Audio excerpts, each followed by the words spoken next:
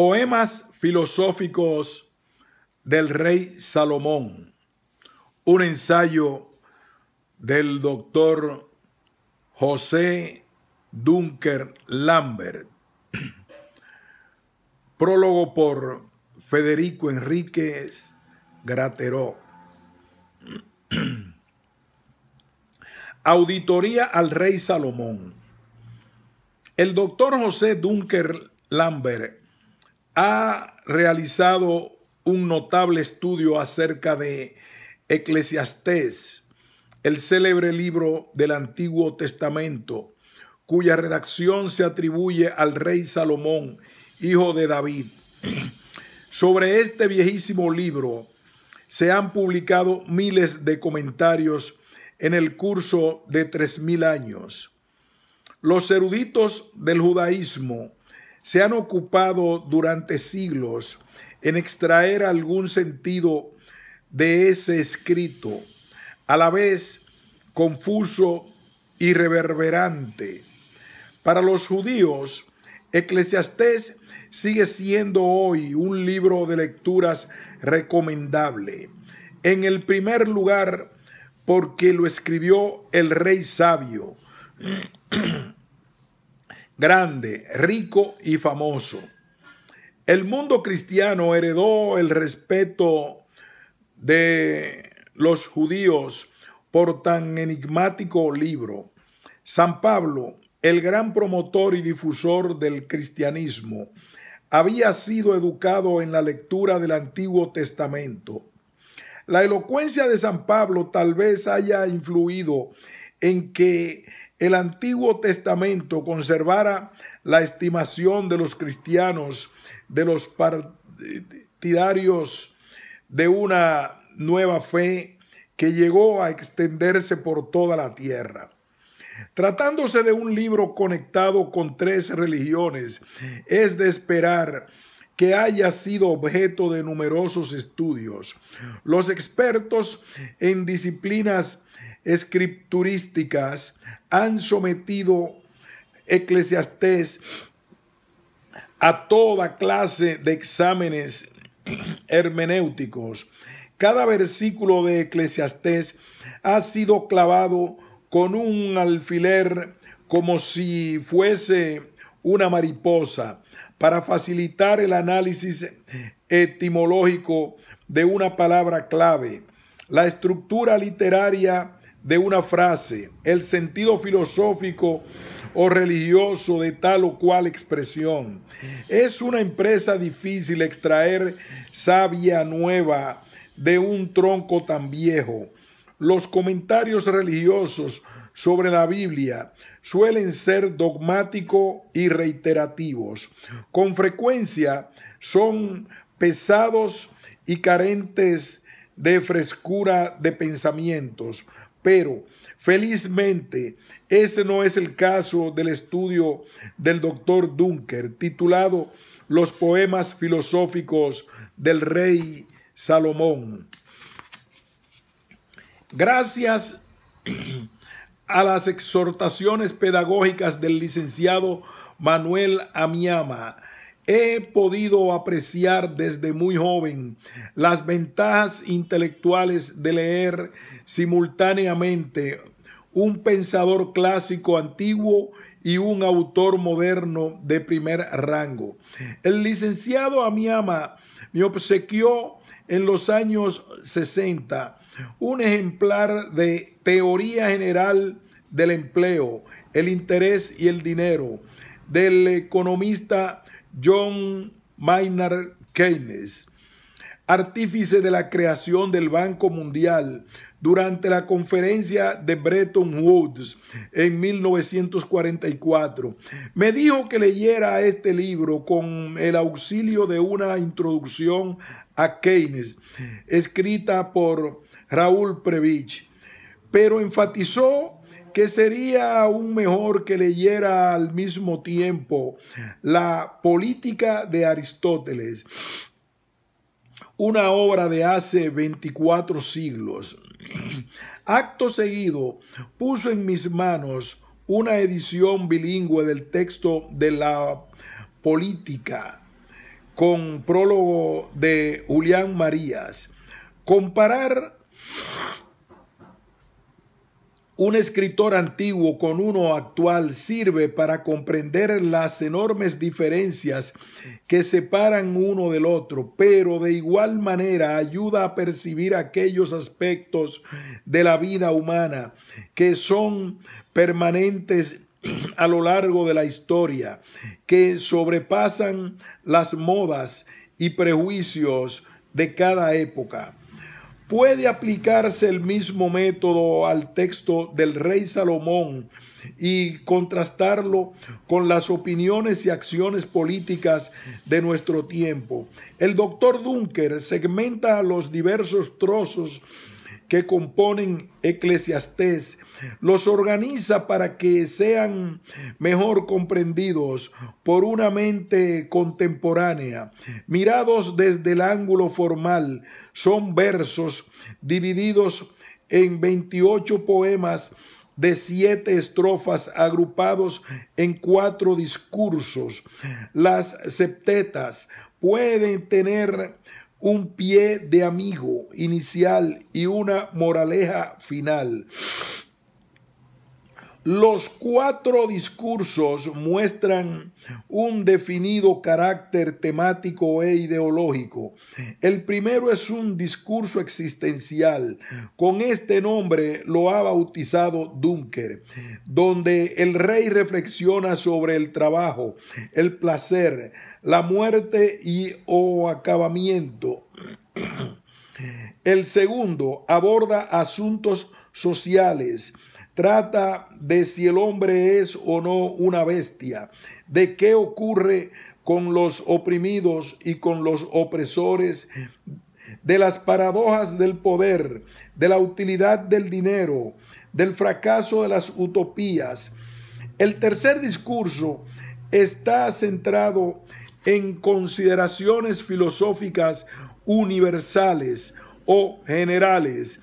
En este discurso aparece en semilla la doctrina aristotélica del justo medio.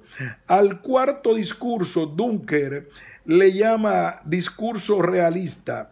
En esta porción de Eclesiastés, Salomón nos dice, entre otras cosas, que el hombre es víctima del destino, que más vale maña que fuerza, que la sabiduría es provechosa para dirigir. Es en esta parte última donde ofrece los 7 consejos a la sociedad civil y señala 7 errores que los gobernantes deben evitar. Cada discurso se compone de 7 poemas con 7 estrofas. Dunker los despliega en una partición métrica aproximada, capaz de reproducir cierto ritmo silábico. En la parte final de Eclesiastés leemos: disfruta, muchacho, en tu juventud, pásalo bien en tu mocedad, vete por donde te lleve el corazón y a gusto de tus ojos, pero a sabiendas de que por todo ello te juzgará Dios. Aparta el mal humor de tu pecho y aleja el sufrimiento de tu cuerpo, que juventud y mocedad son efímeras, y acuérdate de tu Creador en tus días mozo. Es en este poema, en la estrofa número 5, en el que Salomón afirma que al envejecer el hombre pierde su sabor, la alcaparra. La estrofa cuarta reza: cuando se debilita el canto del pájaro y enmudezcan todas las canciones, dará recelo la altura y habrá sustos en el camino. La sexta y séptima: antes de que se rompa la hebra de plata y se quiebre la copa de oro y se deslice la polea en el pozo y vuelva el polvo a la tierra, a lo que fue, y el espíritu vuelva a Dios que lo dio. Al concluir, Salomón explica: el fin de todo es discurso, oído es este, teme a Dios y guarda tus mandamientos.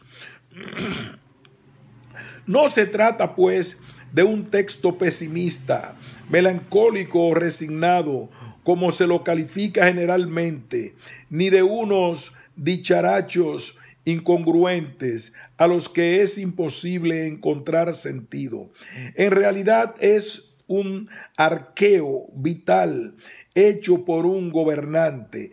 El rey busca la verdad, busca el placer, la riqueza. El rey media sobre la muerte, sobre el trabajo y la sucesión de su reino. Para el predicador todo tiene su tiempo, incluso la aflicción de espíritu y la entrega a la tierra. La vida entera tiende a disolverse, es vana o vaporosa. Tratamiento político y justificación pública. El estudio del doctor José Dunker arranca con una división formal de los versos de Eclesiastés y un examen de los temas centrales de cada porción del libro. Como ya hemos dicho, a su juicio, Eclesiastés se compone de 28 poemas organizados en 4 discursos de 7 poemas cada uno. Los poemas a su vez están divididos en 7 estrofas. El 7 es un número cabalístico de los judíos. El doctor Dunker llama septetas a los poemas de 7 estrofas, no a las estrofas de 7 versos. Este punto debe quedar bien aclarado porque, según las viejas preceptivas de la versificación castellana, un terceto es una estrofa de 3 versos en decasílabos. Un cuarteto es una estrofa de 4 versos en decasílabos, los cuales deben rimar el primero con el cuarto y el segundo con el tercero. Las septetas de Eclesiastés son poemas de 7 partes, algunas veces con un estrambote o moraleja que los cierra. Es muy importante recordar al lector que Salomón no es solamente el autor de un texto literario, filosófico o poético. Es, por encima de todas las cosas, un personaje central de la historia de Israel. No se trata de una figura mítica. Fue un rey de carne y hueso, cuyo reinado se prolongó por 40 años. Salomón construyó el primer templo sobre el monte Moriah, el cual sirvió a los judíos durante 4 siglos, 3 meses y 8 días. Nabucodonosor, rey de Babilonia, ordenó la destrucción de dicho templo en 586 a.C. Salomón llegó a tener 40,000 pesebres y 300 concubinas, según lo informa el libro tercer de los Reyes. Su mesa era servida con esplendor extremado y apabullante abundancia. Consumía diariamente 10 bueyes cebados y 100 ovejas, sin contar ciervos y aves. Hizo que los filisteos pagaran grandes tributos a lo largo de su reinado. El pueblo de Israel se quejaba amargamente de tantos impuestos y de tanto derroche. Dunker separa o aísla la realidad histórica de Salomón de las interpretaciones religiosas y declaración explícitas del texto de Eclesiastés. Se aparta de las consideraciones formales y literarias de los escritos de Salomón para mirarlos como testamento político o justificación pública. algo así como autocrítica, explanación e instancia de defensa en una sola entrega. Dunker procura confrontar las diferentes etapas de la vida del rey con sus asuntos centrales acerca de los cuales reflexiona en Eclesiastés. Llegado a este punto, estudiar a la vez el texto de los poemas y la vida de su autor, el doctor Dunker explica que Salomón contaba 20 años cuando comenzó su reinado. A este periodo de su vida llama etapa del rey novato. Tuvo Salomón que enfrentar a su madre y prescindir de los consejos de su anciano padre. Ese es el momento de su matrimonio con una princesa egipcia, quien tal vez haya sido la mujer más amada a la que se dirige el cantar de los cantares. A seguidas viene la época del rey devoto, gran gobernante, justo juez y notable pensador, redactor de proverbios y salmos. A los años de plenitud y estabilidad, de lujo y prestigio y poder indiscutido, Dunker los llama etapa del rey famoso. Este paso de su biografía marca la cima de la carrera del gobernante y el comienzo del descenso político. Como es de sobra sabido, en la vida de los hombres de Estado hay alzas y bajas en la estimación pública, victorias y derrotas, militares y administrativas. Determinan cambios en los sentimientos colectivos. El descrédito cae sobre los gobernantes cuando los impuestos son muchos y la inmoralidad y el despilfarro llegan a ser patentes. Desde la óptica religiosa del judaísmo, esta época de la existencia del rey sabio podría rotularse etapa del rey infiel. Los últimos días de la vida de Salomón, Dunker los califica como etapa del rey arrepentido. Para entonces, Salomón es un hombre maduro, educado por experiencias de toda índole, que ha visto muchas personas en circunstancias felices y adversas, que ha podido sopesar desde el poder las miserias y grandezas de príncipes y servidores, que medita ante una amplia perspectiva vital e intenta trazar el balance final de las cuentas. Estas cuentas son existenciales, sociales, filosóficas, religiosas, de conducta individual y con respecto al arte de gobernar. Salomón hace a la manera primigenia una crítica de la razón pura y una crítica de la razón práctica. Dunker piensa que Eclesiastés podría ser un documento en el cual un rey en decadencia justifica sus acciones de vida y gobierno para dejar constancia a su pueblo y a sus descendientes. Escribe un testamento político e ideológico. Bien sabe Salomón que los años del hombre son 70, según se lee en el Salmo 89. Ha de prepararse para entrar en los abismos de la muerte. El hijo adulterino de David y Betsabé deberá lavar sus pecados y los de su padre, poeta salmista por excelencia, a quien estuvo vedado construir el templo. Ya viejo como es de rigor, Salomón piensa en los muertos, porque los que viven saben que han de morir, pero los muertos nada saben.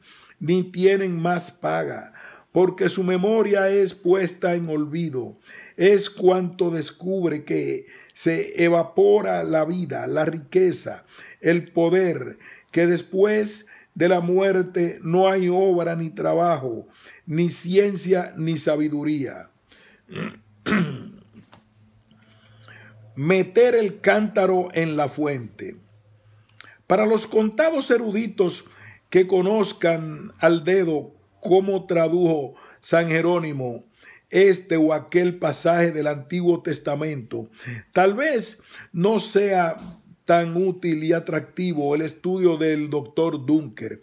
Esos poquísimos privilegiados, enterados del tránsito de los escritos bíblicos desde el hebreo al griego, del griego al latín y de este a las lenguas modernas, es posible que echen de menos largas precisiones lexicográficas sobre el significado de antiguos vocablos hebreos y acerca del valor actual de las palabras españolas con que se traducen.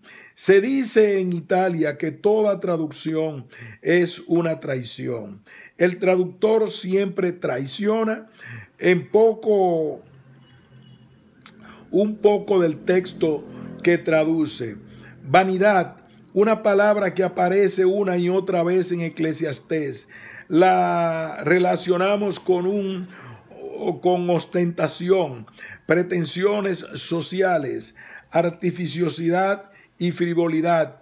Para Salomón solo quería decir vapor, bocanada, soplo, nube que se desvanece.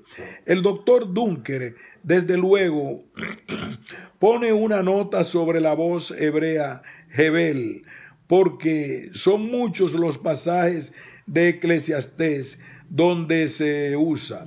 También Dunker ofrece información, el sentido de otras palabras hebreas que son importantes para la mejor comprensión de un escrito arcaico. Aflicción,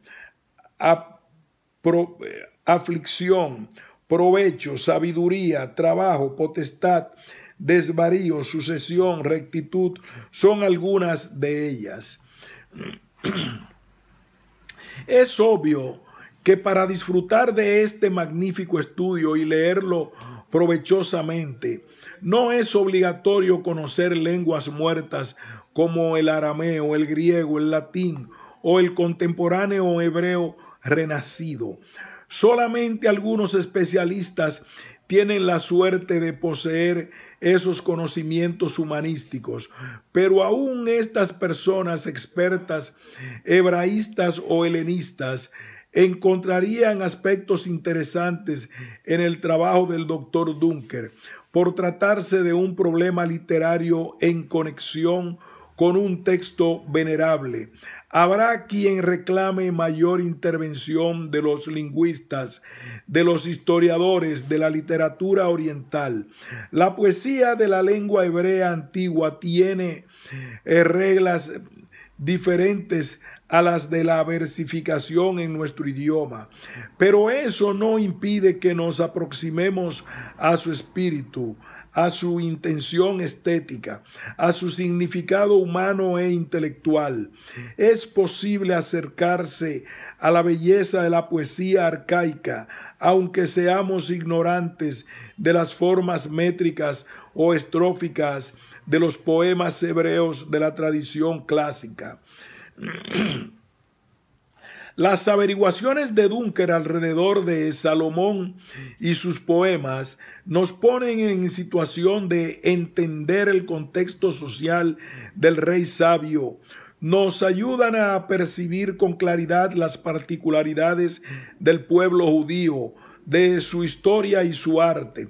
El lector actual de la Biblia no puede evitar cierto malestar cuando choca con expresiones anticuadas, con párrafos retorcidos, de complicada construcción gramatical. La Biblia es un libro que llega hasta nosotros filtrado a través de 4 lenguas: hebreo, griego, latín, español, Cada versión introduce problemas nuevos, sea por razones de autoridad, de fidelidad al texto o de forma literaria. Los escritos de Salomón funcionan como catapultas que nos lanzan a la selva bíblica. El Cantar de los Cantares, el Eclesiastés, los Proverbios que él compiló son caminos que nos conducen a los libros de los reyes, a la historia de Israel, al nacimiento en Occidente del compromiso ético con la divinidad, a las raíces del cristianismo primitivo. Salomón nos proporciona los documentos novelescos de donde parte la cultura occidental. Dunker nos facilita el acceso a ese mundo confuso, arropado de conversaciones religiosas, doctrinarias y sobre todo por las rutinas de lo consabido y repetido.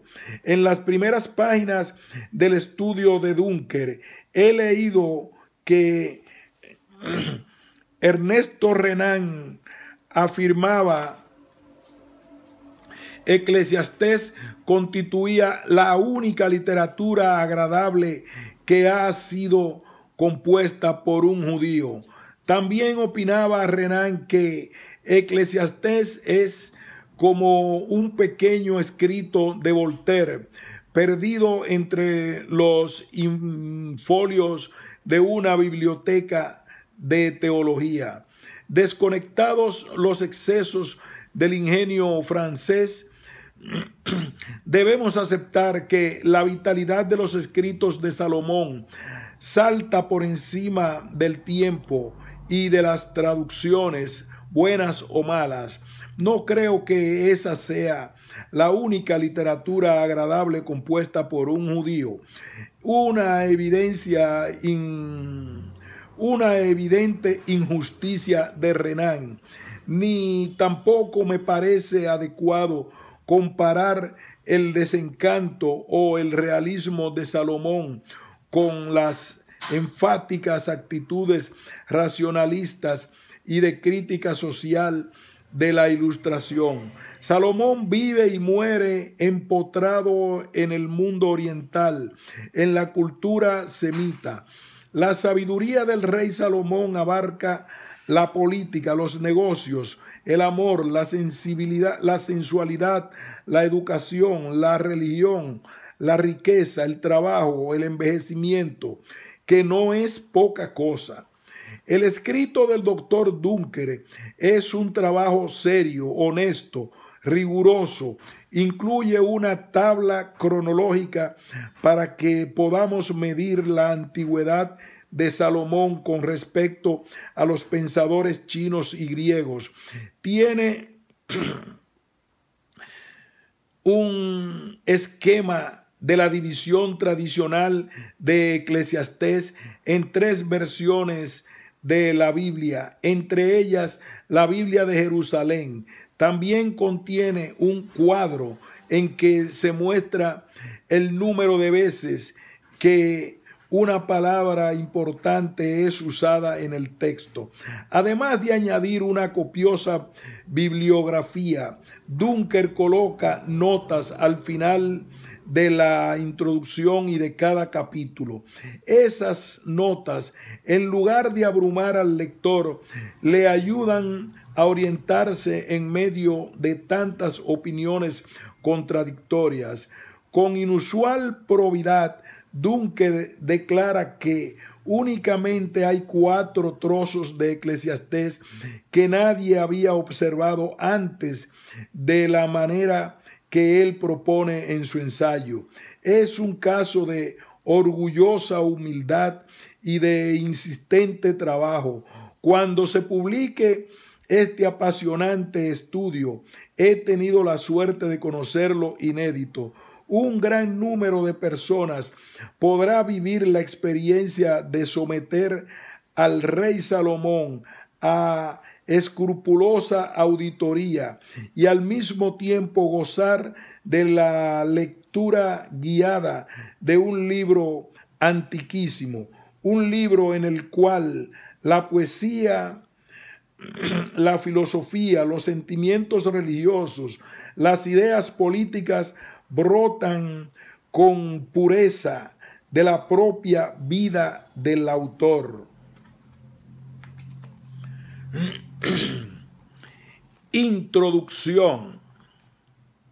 Se atribuye a Aristóteles la frase: queramos o no filosofar, tenemos que filosofar. La idea es que hay dos formas de hacer filosofía: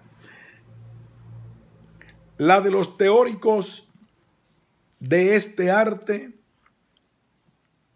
y la de todo ser humano intrínsecamente inquisidor del significado de las cosas. La otra frase: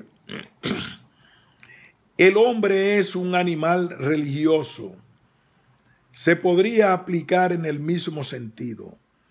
Es inevitable la tendencia a buscar una razón de vivir. De ahí se puede afirmar que mucho antes que existieran teóricos de la filosofía, existía el filosofar. El pensamiento filosófico actual le debe mucho a Aristóteles, Platón o Sócrates en la antigua Grecia, pero antes que ellos vivieron Buda en la India y Confucio en China. Todavía mucho antes que todos ellos vivió Tales de Mileto, a quien se atribuye ser el padre de la filosofía. Si uno sigue buscando hacia atrás, se encuentra con Salomón, a quien los judíos atribuyeron la autoría de Eclesiastés.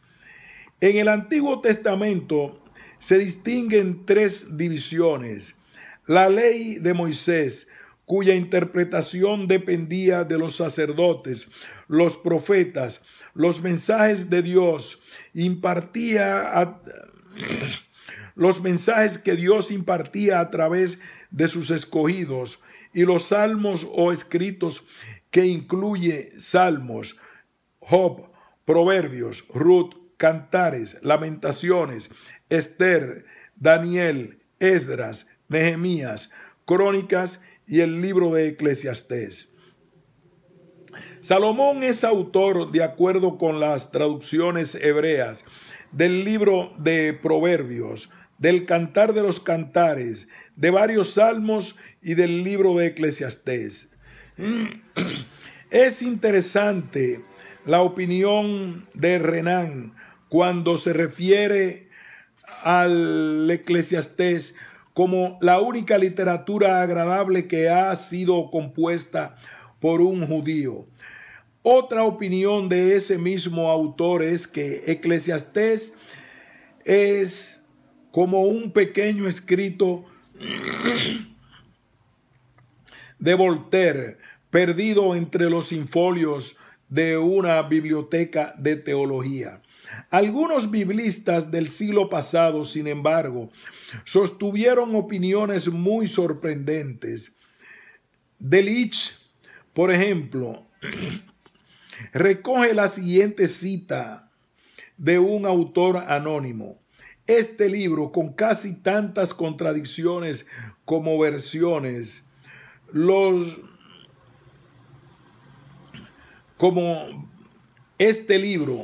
con casi tantas contradicciones como versículos, debe ser considerado como breviario del más moderno materialismo y de una permisividad extrema. Un comentarista bíblico sugiere un panorama sumamente desalentador sobre el Eclesiastés. Ningún libro en el Antiguo Testamento es tan definitivamente problemático, y el rango de problemas que representa ha evocado tanta literatura como para suplir material para estudios prácticamente interminables. La dificultad de algunos en entender el texto les ha llevado a componer las más espectaculares teorías. Bickel, por ejemplo, declaró que los documentos originales, tal como aparecen, eran ininteligibles y sostuvo que esto se debía al hecho de que las páginas de los documentos, los cuales él alega fueron escritos en estilo cuneiforme, habían sido trastocados en algún momento de la transmisión.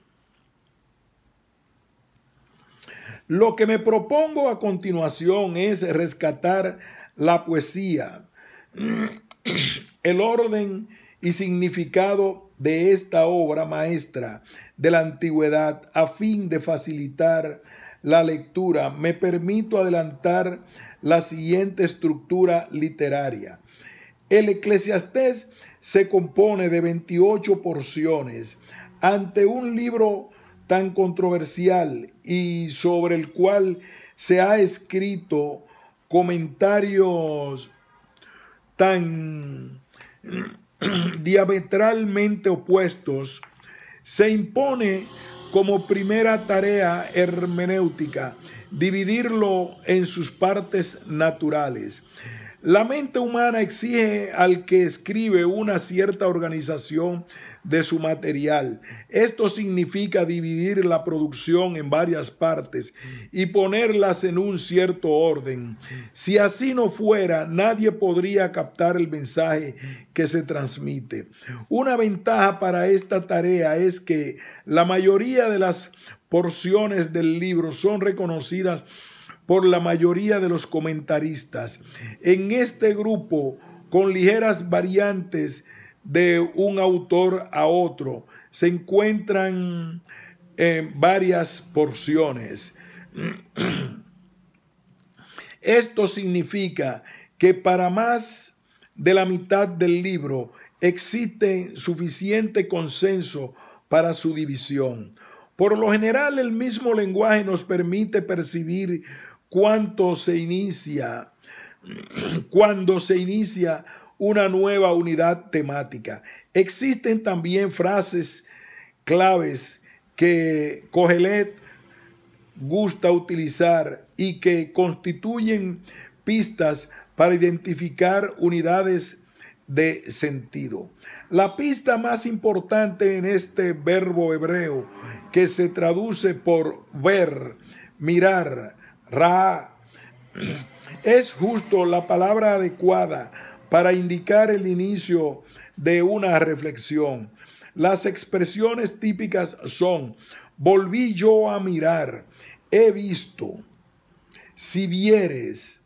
Algunas veces el verbo se utiliza al interior de una porción precisamente para destacar algún punto. Un juego muy elegante resulta al combinar un uso al principio del poema y una reiteración al interior, tal como se observa en los siguientes ejemplos. Vi más y así pues he visto. Me volví y vi y he visto a sí mismo. Yo me volví otra vez y vi a todos. Hay un mal doloroso que he visto. He aquí pues el bien que yo he visto. El juego es que primero se observa algo y luego se ve desde otra perspectiva. Este verbo, por consiguiente, es una manera de referirse a situaciones sobre las cuales el predicador, Kohelet, reflexiona. No son visiones como en el caso de los profetas, sino reflexiones como es propio de los filósofos. La segunda pista son los verbos hebreos que se traducen por volverse, es decir, voltearse para mirar algo que llama la atención. Esto sucede en los siguientes casos. Volví yo a mirar. Volvió, por tanto, a desesperanzarme mi corazón. Me volví. En cada caso se trata del inicio de una porción. Otra pista que veremos algunas veces es la frase hay un mal, la cual también puede representar el inicio de una porción. El resultado de aplicar esta pista, además de las porciones que reconocen la mayoría de los autores, son 28 porciones que se pueden diferenciar con bastante claridad. Estas porciones representan las unidades temáticas clave para revisar el libro. Entre ellas suele haber puntos de enlace, lo cual algunas veces confundirá el inicio o el final real de la porción. Esto no impide reconocerlas como unidades independientes y con su propio mensaje. Se trata de porciones de una extensión en versículos no menor de 5 ni mayor de 12. En promedio, 7 u 8 versículos constituyen, por lo tanto, unidades homogéneas y propicias para un serio trabajo de exégesis. Cada porción está formada por 7 partes.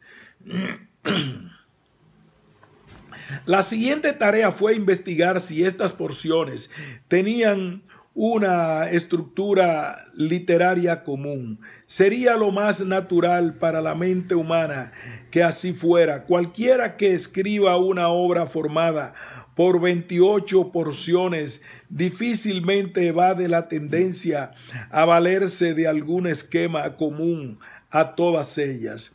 Mi mayor sorpresa al revisar este libro ha sido el descubrimiento de su organización en poemas formados por 7 partes.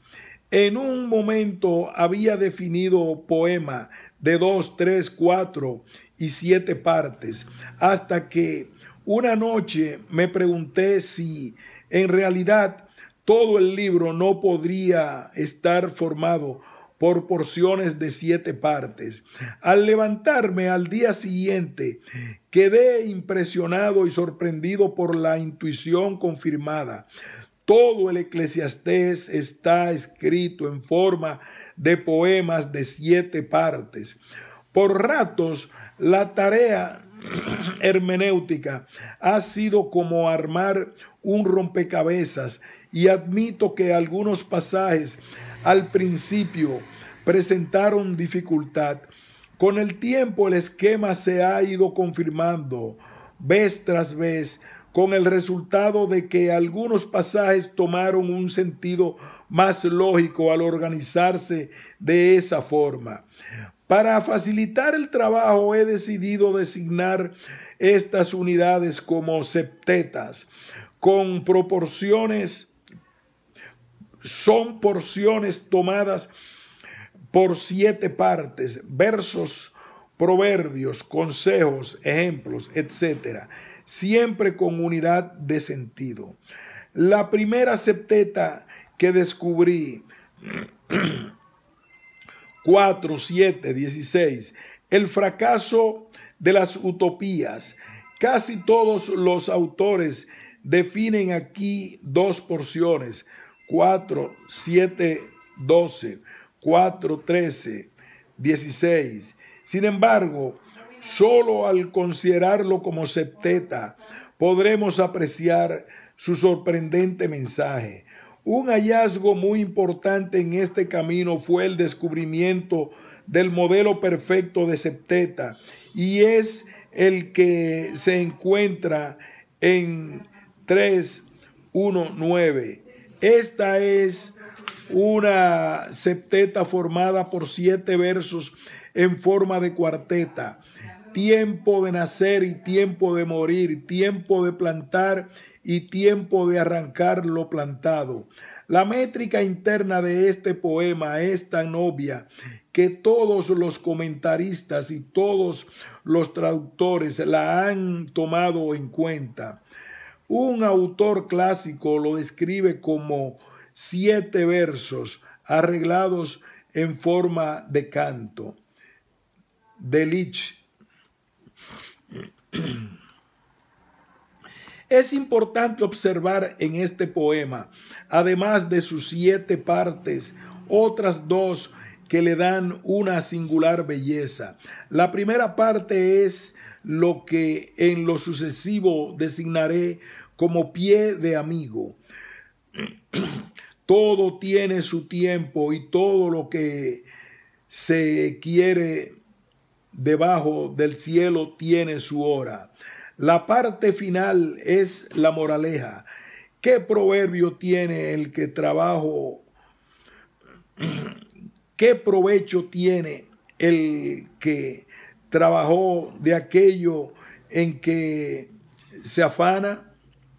El pie de amigo introduce o anuncia el tema, mientras que la moraleja concluye con el aprendizaje práctico que debemos retener. De las 28 septetas que componen el libro, 7 son septetas completas, con pie de amigo y moraleja al final. Otras son septetas simples, en las que generalmente las estrofas coinciden con los versículos y con una clara unidad de sentido. De todas maneras, cuando la obra se descompone en sus 28 partes, adquiere una elegancia y una unidad temática que difícilmente se puede observar de otra manera. Este estilo de escribir septetas no es exclusivo de Eclesiastés y creo haber observado por lo menos 5 septetas en el libro de Proverbios. Las septetas son poemas filosóficos. Suponer que una obra como Eclesiastés carezca de una dinámica interna comprensible va en contra del sentido común. Si así no fuera, esta obra no hubiera permanecido hasta hoy. ¿Qué razón habría para preservar algo que no significa nada y que no tiene ninguna belleza? Un primer aspecto de las septetas es su estructura. La mayoría están escritas de forma que se pueden identificar 3 tiempos, los cuales designaré como tesis, antítesis y síntesis. La tesis es una situación dada. Pregunta, problema o tema, y que aparece al principio, generalmente en el pie de amigo o en la primera estrofa. La antítesis es una respuesta, confirmación, ampliación o crítica respecto de la tesis. La síntesis puede ser una idea nueva a partir de lo que se ha dicho o un resumen. En unos pocos casos, la síntesis es una pregunta abierta que sería respondida en la septeta siguiente. El caso más frecuente es que la tesis corresponda a la primera estrofa, la antítesis a las 5 estrofas siguientes y la síntesis aparezca en la última estrofa. La fórmula sería 1 más 5 más 1. Una variante es que la tesis aparezca en las primeras 2 estrofas, la antítesis en las 2 siguientes y la síntesis en las 3 estrofas finales. En este caso, la fórmula es 2 más 2 más 3. En otros poemas hay solo 2 partes principales y la fórmula es 4 más 3. La cadencia interna está marcada de un modo muy característico del Eclesiastés por el uso del estribillo pesimista. Esto también es vanidad, u otra expresión similar en la que se incluye la palabra vanidad. Esta palabra aparece o bien al inicio de un poema o bien por una frase dicha en el medio de la septeta y que se desea destacar. Algunas veces cuando esto último sucede, el estribillo se continúa con un proverbio corto para destacar el punto. La inferencia natural de estas observaciones es que son poemas en el mejor sentido de la palabra y sus términos y frases son utilizados con el propósito de producir belleza. Son poemas filosóficos porque su contenido no es solo producir belleza, sino provocar la reflexión alrededor del significado de la existencia humana. Esto es exactamente lo que dice el epílogo. Procuró el predicador hallar palabras agradables y escribir rectamente palabras de verdad. Esto permite afirmar que se trata de una obra coherente, articulada y lógica, la cual después que se descubre su dinámica interna, se muestra apasionante y provocadora. Las septetas se organizan en discursos. Otra característica importante del libro en su división en proporciones mayores. Para averiguar esta posibilidad, organicé las 28 septetas en 4 discursos formales, cada uno por 7 poemas. El resultado fue sorprendente y me permitió una lectura tan llena de significado como no lo había observado antes. Para confirmar esta impresión, procedí a hacer un inventario de ciertas palabras claves a fin de definir la frecuencia con que se utilizan en cada una de estas unidades. Esto confirmó la existencia de una temática claramente diferente en cada discurso, tal como lo demuestra al final esta obra. El primer discurso, 1, 2, 3, 15, es subjetivo, individualista. El pronombre yo superabunda y la palabra corazón y trabajo se utilizan más que en cualquier otra parte. Por esta razón he decidido designarlo como discurso existencial. El segundo discurso, 3, 16, 6, 11a, hace énfasis en lo colectivo. Los temas que se tocan giran desde la justicia social o las riquezas hasta la religión. Lo he denominado como discurso social.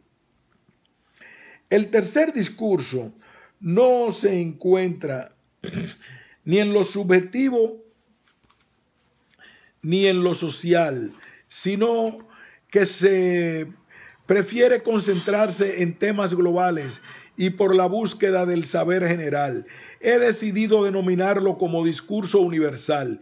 Finalmente, el cuarto discurso abandona la búsqueda de respuestas ideales y se concentra en respuestas realistas y concretas.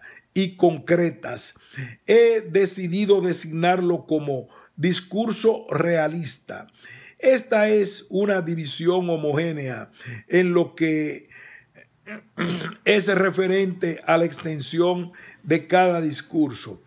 El primer discurso está formado por 58 versículos, el segundo por 55 versículos, el tercero por 48 versículos, mientras que el cuarto está formado por 60 versículos. Es interesante que la Biblia de Jerusalén divida el libro precisamente en dos partes y que la primera cubra los dos primeros discursos y la segunda parte los dos últimos discursos. Esta división tiene mucho sentido, pues divide el libro prácticamente en dos mitades prácticamente de la misma extensión y cada mitad con sus rasgos comunes. En la primera mitad es donde más se utilizan las expresiones vanidad, provecho, aflicción, trabajo y debajo del sol, mientras que en los dos últimos discursos predomina el uso de proverbios y la búsqueda de conclusiones finales. Cuando ya me preparaba para entregar el manuscrito al editor, he encontrado en el internet una validación crucial para este esquema de 4 discursos, y es la división del libro que hicieron los masoretas, celosos guardianes de la preservación del texto sagrado. De acuerdo con el autor de la Jewish Encyclopedia.com, 4 sedarín están asignados al Eclesiastés, esto es, y el Eclesiastés del Midrash estaba probablemente dividido en estas 4 secciones. Si se observan bien, esta división que hicieron los masoretas es prácticamente la misma que propongo en el presente ensayo. La única diferencia está en iniciar la segunda división en 3.13 y no en 3.19. Lo sorprendente es que precisamente esta es la única parte dudosa de la cita, pues justo allí el texto original se perdió y nada queda para indicar dónde termina una sección y comienza la otra, ya que no hay notas explicativas al comentario en 3.13.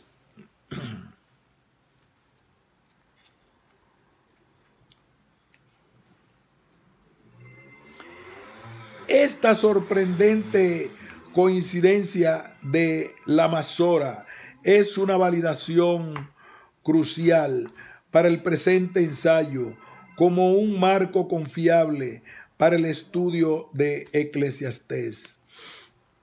La obra exhibe una preferencia marcada con el número 7.